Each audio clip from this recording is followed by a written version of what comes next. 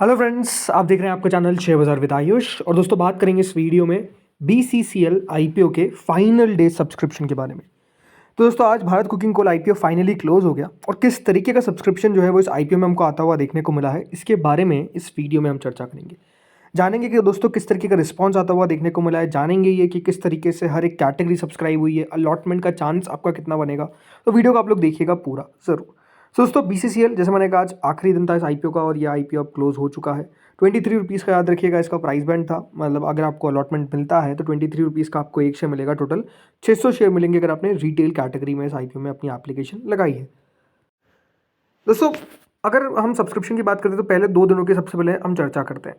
कल तक दोस्तों अगर आप नोटिस करेंगे तो क्यूआईबी कैटेगरी ने इस आईपीओ को लगभग 1.44 टाइम सब्सक्राइब किया था। एचएनआई कैटेगरी ने लगभग 97 टाइम सब्सक्राइब किया था। इसके अलावा रिटेल कैटेगरी ने इस आईपीओ को 27 टाइम सब्सक्राइब किया था। एम्प्लॉय कैटेगरी ने 2.66 टाइम्स। तो टोटल शेयर होल्डर्स ने 44 टाइम्स आईपीओ को भर दिया था 2 दिनों में। कुल मिलाकर यह इशू जो बनने में नजर आया था वो 33.89 टाइम्स, यानी मोटा मोटी 34 टाइम्स दोस्तों 2 दिनों के अंदर ये आईपीओ सब्सक्राइब हो गया था। मतलब 2 दिनों में ही मैसिव अमाउंट ऑफ सब्सक्रिप्शन इस आईपीओ में आता हुआ दिख रहा था। लेकिन आज आखिरी दिन था और ये देखने वाली बात थी कि वो क्यूआईबी जिन्होंने शुरुआत के 2 दिनों में सिर्फ 1.44 टाइम सब्सक्राइब किया है, क्या आखिरी दिन 100 गुना से ऊपर सब्सक्राइब होगा, 200 गुना से ऊपर सब्सक्राइब होगा या फिर कम सब्सक्राइब होगा। ये अब आप देखिए, डेटा जो आता हुआ नजर आया वो अपने आप में इतना शॉकिंग है। और इसलिए अब चलिए सीधा बात करते हैं थर्ड डे सब्सक्रिप्शन पे क्यूआईबी से। सो ये देखिए दोस्तों, आखिरी दिन क्यूआईबी कैटेगरी 310 गुना 310.81 टाइम्स, याद रखिएगा, जो क्यूआईबी कैटेगरी है वो सब्सक्राइब हुई है 310 गुना। कुल मिलाकर देखिए 7 करोड़ 91 लाख शेयर्स ऑफर किए गए थे, बट कितने शेयर्स के लिए बिडाया है? 2460 करोड़ शेयर्स के लिए, याद रखिएगा, बिड हमको आता हुआ नजर आया, जो कुल मिलाकर होता है 56,595 करोड़। जी हाँ, तो यानी क्यूआईबीज के द्वारा इस आईपीओ में 56,595 करोड़ रुपीस लगाए गए। अब इसमें किस किसने अप्लाई किया, ये इंपॉर्टेंट डेटा होता है। देखिए, जो टोटल मिलाकर इतने शेयर अप्लाई किए गए उसमें अगर आप देखेंगे 743 करोड़ शेयर अप्लाई करे हैं किसने? एफआईआई ने। डीआईएस ने अप्लाई करा है लगभग दोस्तों 1009 करोड़ शेयर्स। राइट, इतना पैसा हमको किसकी तरफ से आता हुआ देखने को मिला है? डीआई की तरफ से। म्यूचुअल फंड्स ने इस आईपीओ में अप्लाई करा है लगभग 107 करोड़ शेयर्स। अदर्स कैटेगरी ने अप्लाई करा है 599 करोड़ शेयर्स। यानी ओवरऑल तो सबसे ज़्यादा दोस्तों पैसा हमको आता हुआ देखने को मिला इस आईपीओ में किसी आ, एक कैटेगरी से, तो वो दोस्तों है डीआईआई। दूसरे नंबर पर है एफआईआई, तीसरे नंबर पर है अदर्स और आखिरी नंबर पर है म्यूचुअल फंड्स। यानी ओवरऑल दोस्तों ये बात ध्यान रखिए, जो 56,000 करोड़ रुपए हमको आता हुआ दिखा है इस आईपीओ के अंदर, उस 56,000 करोड़ में से जो सबसे मोटा चंक है वो डीआई से आया। कितना है ये आपको बताता हूँ, लगभग 23,000 करोड़, 23,228 करोड़, 17,102 करोड़ एफआईआई से, 13,800 करोड़ के लगभग दोस्तों अदर्स से, और 2,466 करोड़ फ्रॉम म्यूचुअल फंड्स। यानी ओवरऑल कह सकते हैं कि दोस्तों क्यूआईबीज ने आखिरी दिन सबको चौंका दिया। मतलब मेरी एक्सपेक्टेशन थी कि यहाँ 200 गुना तक जाएगा, बट ये 300 गुना से ऊपर गया है, तो अब इससे बेहतर क्या ही आप मांग सकते हैं। राइट, एचएनआई कैटेगरी पे आते हैं। एचएनआई कैटेगरी दोस्तों आखिरी दिन 258 टाइम सब्सक्राइब होती हुई नजर आई। जी हाँ, कुल मिलाकर जो एचएनआई कैटेगरी है उनकी तरफ से इस आईपीओ में 35,000 करोड़ रुपए लगाए गए। यानी अब देखिए, एचएनआई कैटेगरी ने भी अपने आप में पूरा माहौल चेंज कर दिया। इतना एक्सपेक्टेशन नहीं था बट आ गया। इसमें जो बिग एचएनआई कैटेगरी थी वो दोस्तों सब्सक्राइब हुई 275 गुना। अब इंपॉर्टेंट बात है, 275 टाइम्स, याद रखिए, बिग एचएनआई पोर्शन सब्सक्राइब हुआ है। तो क्या अलॉटमेंट 275 में से एक को मिलेगा? नहीं।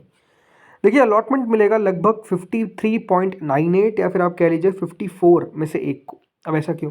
देखिए, टोटल मिलाकर जो एप्लीकेशन रिजर्व थी बिग एचएनआई के लिए वो थी 4,398 एप्लीकेशन हमको आती हुई देखने को मिली है, करीबन 2,37,408। इसलिए लगभग जो वैल्यू आती है वो है 54।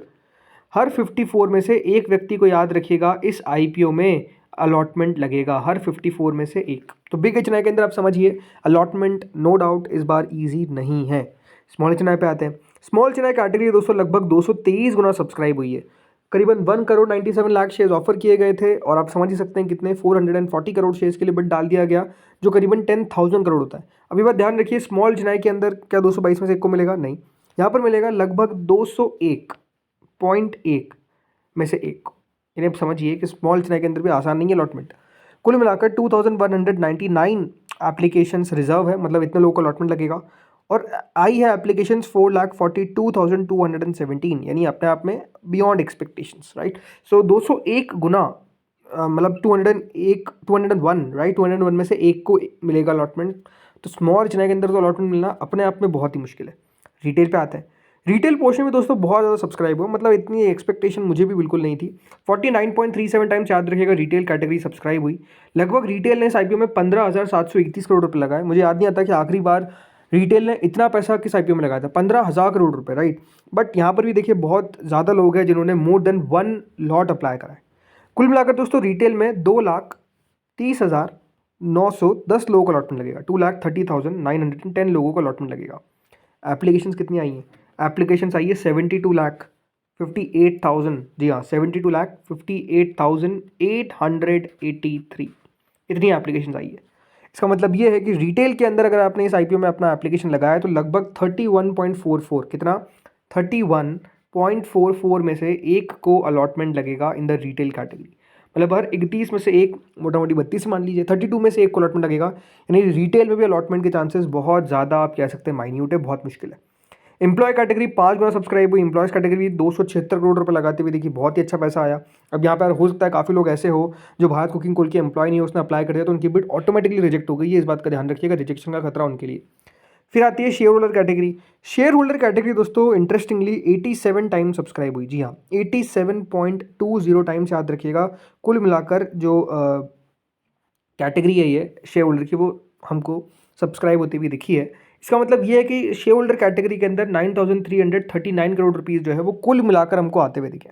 अब यहाँ पर इंपॉर्टेंट बात क्या है, अब अलॉटमेंट जो है दोस्तों शेयर होल्डर कैटेगरी के अंदर इस तरीके से आप समझिए होगा कि जिसने एक लॉट लगाया है, अगर मैं मान लेता हूँ कि जितने भी शेयर होल्डर कैटेगरी में लोगों ने लगाया वो सब जेन्युइन थे, किसी ने भी ऐसे नहीं है जो रिकॉर्ड डेट पे शेयर नहीं था बट उसके बावजूद भी लगा दिया, और हम इसको एग्जैक्ट सब्सक्रिप्शन मानते हैं, तो जिसने एक लॉट लगाया है शेयर होल्डर के अंदर उसके चांसेस है हर 87 में से एक, ठीक है।